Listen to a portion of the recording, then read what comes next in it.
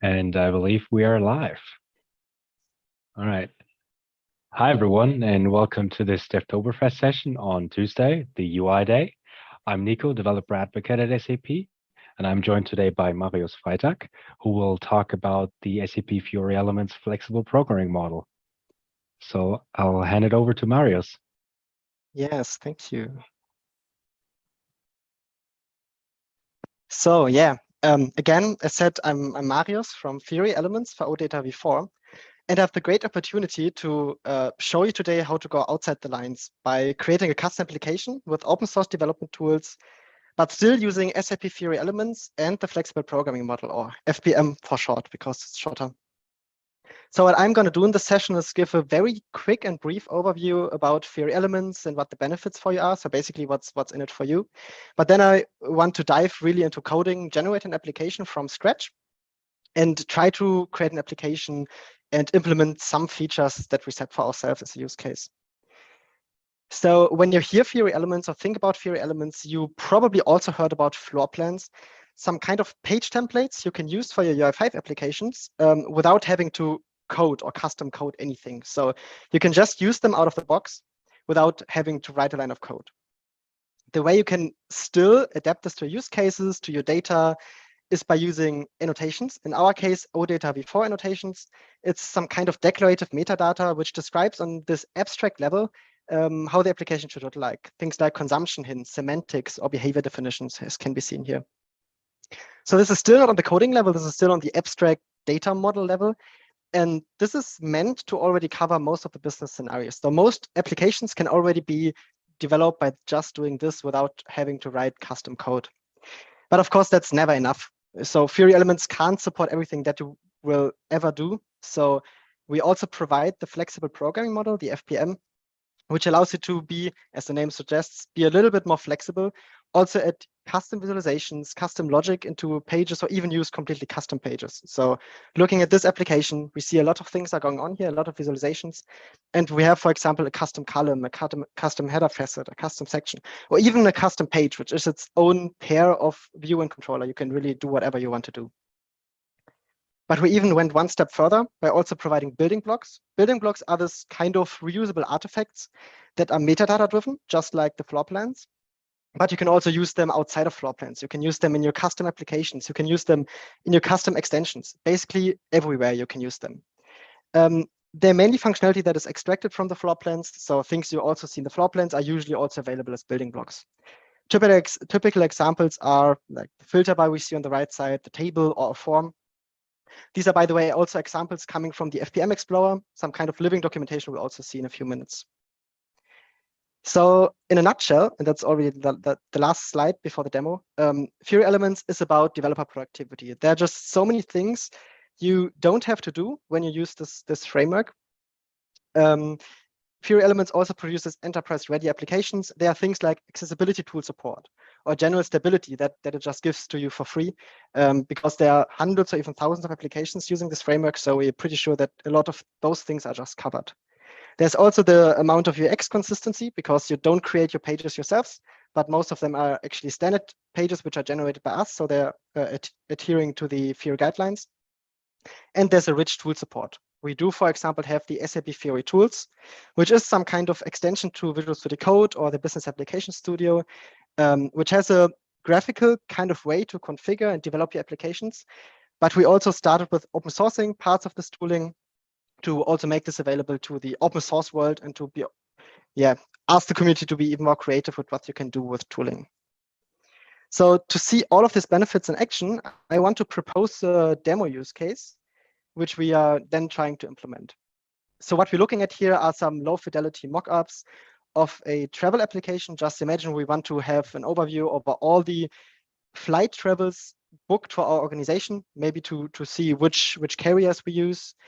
On the left side, we want to have a main page with some filtering possibilities and some kind of column or bar chart, which shows us all the booked flights grouped by the airline we are using. And then we want to have a detail page, which just gives us some information about that airline, some general things, as well as all the bookings we've did with that. And that's important, both pages should be displayed in a kind of side-by-side view, so you can also see on the right side. So knowing some Fiori elements concepts, we can already map this to what we really have to do in the end. We are going to have to implement 2 different pages. The detail page is a pretty standard object page floor plan, so we probably don't have to do a lot of coding there. But the page with the chart is more of a custom thing because we don't have a floor plan covering this. But the good news is there are still 2 building blocks we can use, which we just have to wire together. So also that shouldn't be a big lot of custom coding. Then the side-by-side view is what we call the flexible column layout. And this is basically just a quick configuration setting. That's also something we can achieve. So in summary, we want to have a flight travel booking app, a filter bar, a column chart, an object page with airline details, and the pages should be displayed next to each other. So let's try to get started.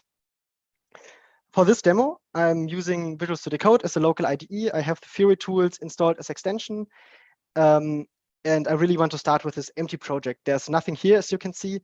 There is an auditor service running in the background because that's required to get all the metadata. There are also some annotations already set to make it just a quick start into the application. But still, the application itself is going to be generated from scratch. We could now use the Fiori tools to have a graphical wizard, which is also very nice. But as I already promised, we started open sourcing some things. And one of those things is the project generation mechanism. And one project which already picked this up is the EasyUI5 project. You probably also know this one from other generations. You also use this for completely custom applications. So let's use this one to just get started and get our first project running. So let's start this. This will now just go ask us through some questions to create the correct Fiori application. So let's call this the travel application. We add the Devtoberfest, so that's a good namespace. And that's already where the magic begins. So this is already on standard. So whenever you start this, you will see that it asks you to enable the Fiori elements flexible programming model. We do want to do that here. And we can also choose to pick TypeScript. This is very new. That's not merged yet. We do have an open pull request for this. So if you're interested, if you think that TypeScript is as awesome as we think it is, you might want to have a look and also give it a review, give it comments, try it out, give feedback. Maybe we can also merge it in the next days or weeks. That would be awesome. Yeah, we want to use this. We want to use Fiori tools. And there are just some questions we have to answer. Don't need Git. And then it asks us what our first page should be. The first page we want to display, in our case, it's this custom page with a chart. You can call it main. And this is now where the preparation really pays off. So we do have a local auditor service running, which is the travel service. And we do want to use the book flights entity because we want to show the book flights in an aggregated way. So let's do this. And this will now start to generate all the project information we need, all the things. We do have an UI model, do have an application, our manifest, this UI5 app descriptor. So all the things you also know from any other UI5 application. And you even see that we have a controller and a view because we chose a custom page. So it really looks like any normal UI5 application. And the reason for this is that it is a normal UI5 applications. There are just some small things you have to do to use Fiori elements and the flexible programming model. But after all, it's just a normal application. You're really free to do whatever you want to do. So there are 3 things we have to do. I can just quickly show them that you get an overview. So one thing to enable Fiori elements is to wrap your routing targets into specific components. So in a custom page, we would use the FPM component, but there's also the list report or the object page component, for example. Then our component itself has to have a different base class from Fiori elements. And the same is true for the controller, which also has the page controller as a base class instead of the normal UI5 controller. Those inheriting mechanisms are just there to spawn some logic, but as well have some more convenient APIs. We will also see some of that in a few minutes to do some things you usually have to do in a more convenient way. So the generation is done. It installed packages with NPM, so we should be ready to start. We see that our view is completely empty, but I still want to start the application to see whether the generation itself worked. We could now use NPM to start this, but of course we also enable the Fiori tools, and this is also where I want to show you the tools for the first time. So we can reduce this a little bit. We're not going to need that anymore. So this is the application info, and this basically gives us all the information we need for one Fiori application, and also gives us all the different tools we can use, all the commands we can spawn. In our case, we want to preview the application, so let's do that. You can even see that it does something in the terminal, so that's completely transparent to see what it does. And then it starts in the browser, and we see, yes, it is working. We do have a main view. It does not have a lot of content, but that's actually also what's expected here, right? How should the tooling, the generation know what we want to have in there? So this is now where we have to start giving some life to the view. So we do have an empty view, and I already kind of spoiled that we will be able to use two building blocks here, the filter bar and the chart. But the way you could usually find out what kind of building blocks are there is by looking at the ui5.sap.com documentation, going to tools, and there is the FBM Explorer, which is just some kind of living documentation to show you all the great things you can do to extend your Fiori Elements applications. We are interested in building blocks, and we already see we have a filter bar here. Let's just take the overview. So how this Explorer works, we always have a running application on the left side, and we have the coding on the right side. And the really awesome thing is that this is connected. So this is evaluated live. So we can change this. Maybe let's try Oktoberfest. And also appears on the left side. So that's a really nice tooling you should know in order to prototype using building blocks, using other extensions, and see how different configuration changes change the outcome. But we want to have this filter bar definition here. Copy it in. We actually don't need the handlers. And we also don't need the annotation qualifier here. So that's the OData annotation, which is set for the filter bar configuration. This is already there in the backend. It's a pretty simple annotation, and I didn't want to also go into backend development here now. So let's have a look at how this looks. The application is refreshed, and yes, it works. So we do have a fully working filter bar here, which has some value helps configure. That's of course all done by annotations, which has like a drop down here. We can even adapt filters. That's one of those enterprise features I was talking about, which is just out of the box that we can select different fields. The end user can configure how the UI should look like, change the order, and so on. We can also press on go, but of course that's not going to do a lot because we don't have any display of data. So what should it do if we don't have a data there?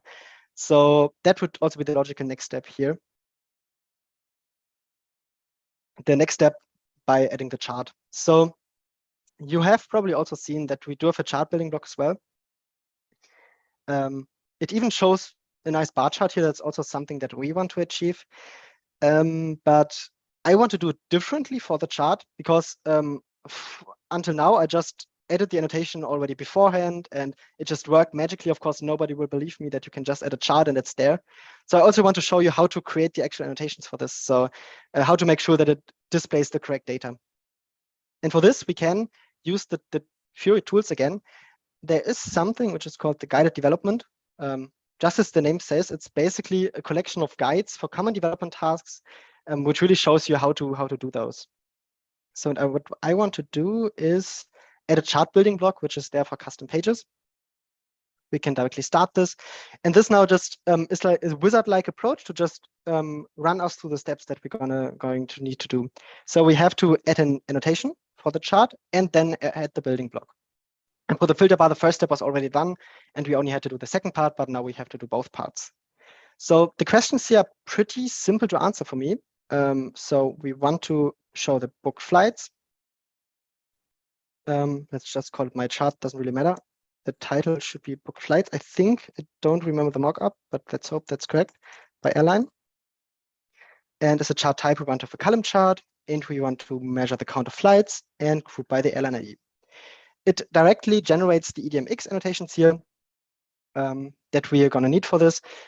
We can just copy them or insert them automatically. And they're here. We don't really have to care about them. They're just there and it works. So next step. Now, where the annotations are there, we can just add the building block to our XML view. And for this, we select where we want to add it. The ID doesn't really matter. Book flights, and then it already shows the chart I've just created. We want to add it to the content aggregation in the XML, and we can directly associate the filter bar by referring to the ID. And why not have some personalization? Enterprise features are always good. And we have a single select mode. So that's the coding. It looks a lot like the filter bar coding because it's also similar. It just refers to an annotation. And this time with a qualifier because we qualified the chart. So insert that as well. And maybe let's just quickly format this. So now we see we have a filter bar and a chart, and those are semantically connected. So let's see how this looks like. Going back to our application. Yes, so we do have a chart, which even shows correct data, I assume, but it's not looking too well. There's some scrolling. So I, as a quick fix, would just add this into a V box with some margin. And refresh, yes. So this pretty much already looks like our mockups. So I would say the first page is done, but we also have to check whether the functionality works. So let's see if it's able to filter. So right now we are at 1K. If I change this to open, we are at 500. So even the filtering works in this case. So the page is basically done. And there are also, of course, those personalization things. You can change whatever you want to show. Now we have it by customers, which you can also do. So a lot of things that are just given to you out of the box by using the building blocks. So first page is done, which is also probably the hardest page because it's the custom page. Now let's have a look at the second page. I already said we can use a standard object page for this purpose. So obviously, we're not going to create a view and controller pair for this because we don't want to do it manually. We could add this to the manifest configuration where all the configuration lies. Or again, we can use the Fiori tools for this. And there's another thing which is called the page map, which essentially does what the name says again. So we have a map of all the pages used in the application. Right now we only have one, which is a custom page called main on the book flights entity. So let's add a new page, which should be an object page on the airline navigation. It is created and the navigation is already set up here. So let's see what that did. Of course, not a lot. So you can trust me, the page is there, but the navigation is not there yet. Because how should the framework know that clicking on this random bar chart should be a navigation? So this is, of course, the first time we have to add actual custom coding for sure.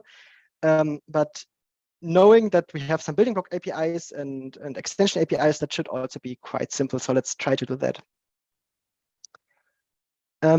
So what we basically want to achieve is whenever we click or select one of those columns, we want to navigate to the object page.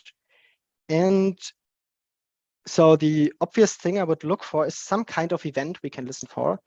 And fortunately, we do have autocomplete here, so we can see different things. And yeah, the selection change looks pretty good. So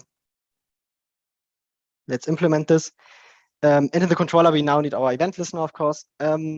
We are in TypeScript, as I already said. So this will give us some nice things. So let's add this. And we probably need an event parameter, which is of type UI base event. And let's just try to get the payload data from this event, which is called data. We are in single select mode, so we can directly select the first one and hard code this and get the data. And to visualize this, I would like to alert this to just have this quick pop-up to see the data, to see what we can do with it. Okay, we do see that the event handler was registered, but I forgot to JSON stringify, of course. So let's see. Yes, so this is basically the data which we get once we select something. And what is important for us is this airline ID, because that's kind of the primary key in order to identify the airline, which we then want to show on the object page. So that's kind of the context we're going to have to set for this. But before we use this, I just want to show you an issue. The dialog always comes up twice. Once with the old one, once with the newly selected one. The reason for this is that we are not listening on a selected event, but on a selection change event. So whenever we click on something, the other one is deselected. So we have a select and a deselect event. So let's just restrict our event handler. We can do that by, again, all TypeScript here. And we have select, please. Yes. Okay, let's see. So once. So now this works. And now instead of having the dialog, we now want to have the navigation. in UI5 in general, there are multiple ways to implement a navigation. Fortunately, we are in the Fiori Elements FPM context. We are in a class which extends the page controller. This means we do have access to what we call the extension API, which is just a collection of convenience APIs, which allows us to do some common tasks you will have to do as an application developer. And in our case, you want to get the routing. And again, TypeScript, so we can just check what we want. We want to navigate to a route, I guess, just the object page route. Now it's of course interesting to see how the route is called. It is generated, so I don't really know. But going to the manifest, we of course see our routes, our routing targets. That's also what Fiori Elements works with. So we don't invent new things here, but we just reuse the existing concepts. So there's an airline object page, and important also the airline key, because this one we'll have to fill to get the airline context. So let's copy this, navigate here. We have to fill the airline key, probably with data.airline ID. Let's see. Yes, so it is navigating, but we are missing single quotes because that's actually a string. So let's just add some single quotes.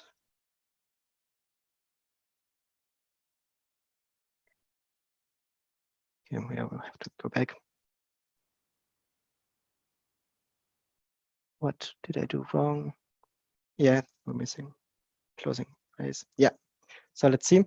Yes, so the object page comes up. Of course, that's a lot of magic right now because suddenly we do have this page configured to our needs. This is, of course, again, working because of annotations that I've already set on the auditor service. But in this case, that's actually kind of easy to configure via the tools as well in a graphical kind of way in this guided thing. But I just wanted to make this part shorter and just have the annotations there already. So both pages are working fine. And what we now need is the side-by-side view. I already promised that's pretty easy. We can use the page map for this because the page map does not only create pages, we can also configure settings for the application. And here we see we have the flexible column layout configuration. Choose this. We want to have mid expanded, meaning the page on the right side, it's a little bit bigger once it is expanded. Maybe refresh for good measure. And yes, so we see this is responsive now that the left side gets smaller, the right side appears. We can navigate and it works. We can even make this bigger, smaller, close this. So one configuration setting was enough in this case to show both pages side by side. So in like 50 minutes, we were able to fulfill this use case. Of course, this is now a very specific use case and well-trained, but of course, this also works for any other data sets. What's important is that you have an auditor service accessing the data and that you have the metadata in place. There are, of course, other small things like the title, maybe some margins, maybe some things you want to change. But I think that's a good first version to go to your colleagues, to discuss, to even go to your customer and to just see what kind of next steps this application would need. So with that, let's go back. I think those 4 requirements are pretty much fulfilled. Booking app, filter by column chart, object page, pages are displayed next to each other. So you're, of course, very proud. You did it very, very efficiently.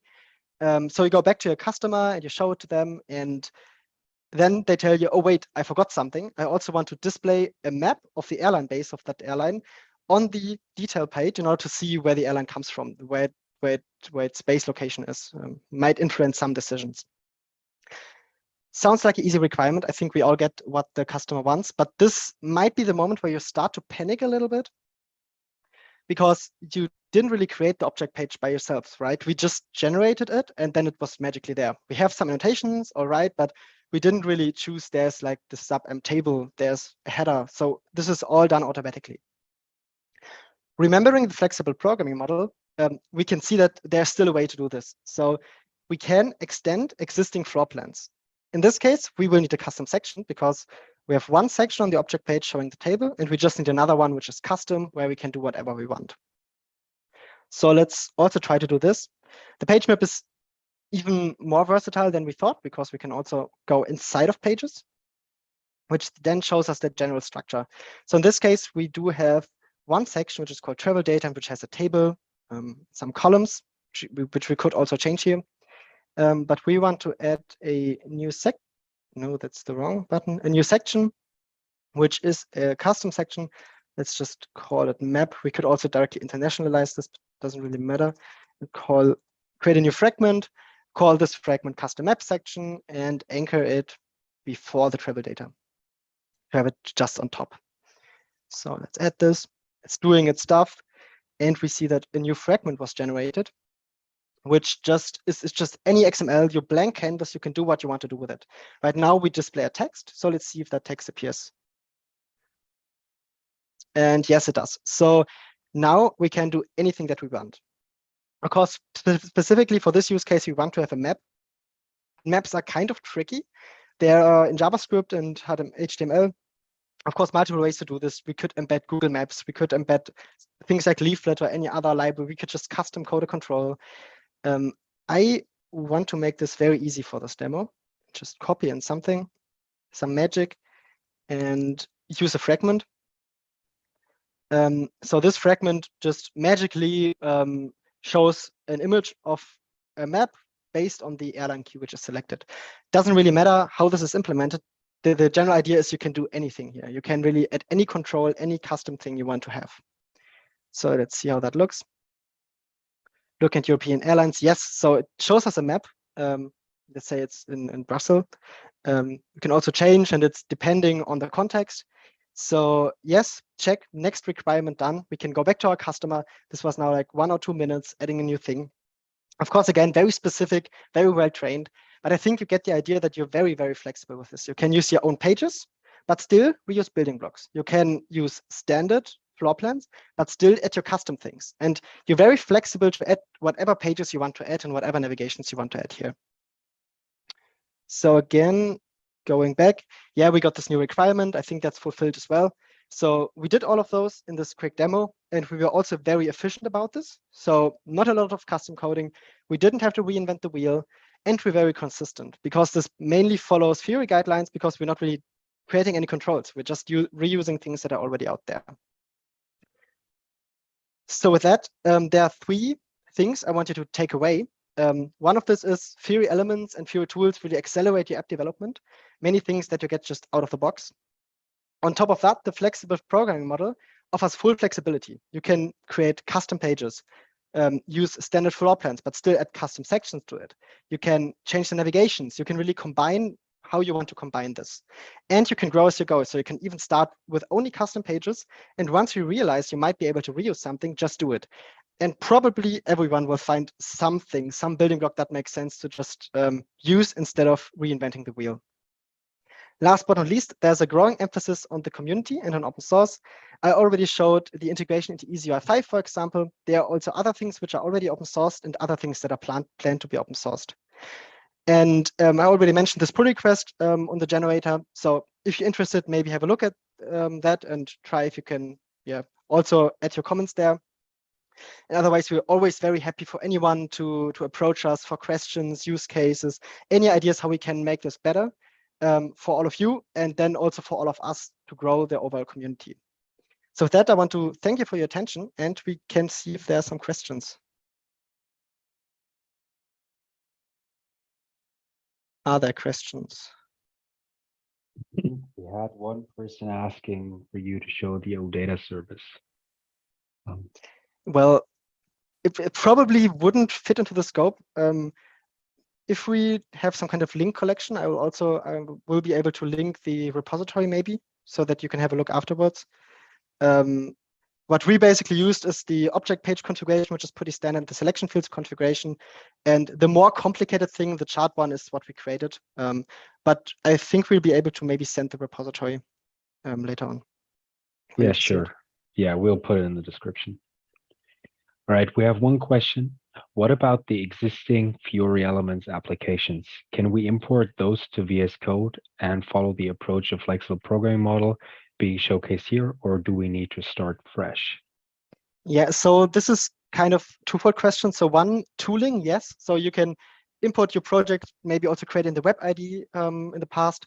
And then there will be some kind of pop-up which asks you, do you want to convert this to the new Fiori tools? So that works. And with regards to flexible programming model, this is exclusively a feature of Fiori Elements for OData v4. So any v4 application will be able to use this from a specific version. But for OData v2, the concept of extension is a different one, which is not leveraging this flexible programming model I've shown. So it really depends on what kind of version you're using here. Awesome, thanks.